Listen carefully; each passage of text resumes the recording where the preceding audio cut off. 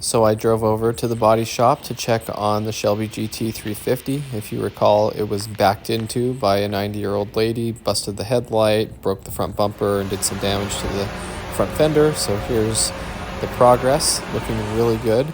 And they went ahead and repainted, and they rescuffed and re-cleared a lot of it, so they didn't mess with the color very much, but they did the final finish very nicely. You can see them here compounding and polishing the car.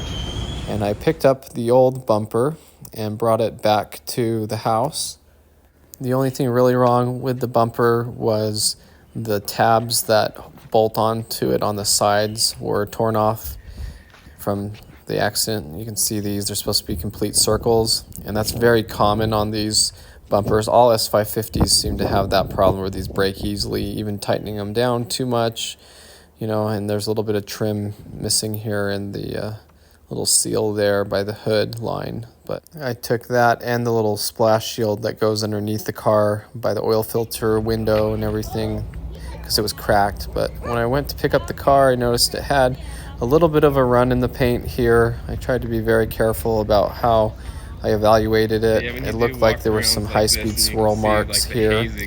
And they explained it to me that sometimes when you put the car outside after it's been repainted, that the chemicals evaporate out of the paint or something and makes that happen. And the bumper line wasn't really straight either. So I just tried to zoom in on that and get that run on video so I could send it to my friend, because he wasn't here for this. I was doing all this for him. He was out of town. So there you can kind of see a bubble run there. And it's just kind of in a crucial spot on the side of the front of the car where you see it really well. So I said, why don't you go ahead and just take care of that if you can? And they said, yeah, that's all right. We'll keep the car for a little bit more, and we'll get those swirls compounded out and everything. So they took the car back, and they had several days to work on it, and my wife dropped me off so I could get the car a few days later when they called me and told me that it was ready. They had called me a couple days before and said that it was almost ready, but they wanted to make sure that it was perfect.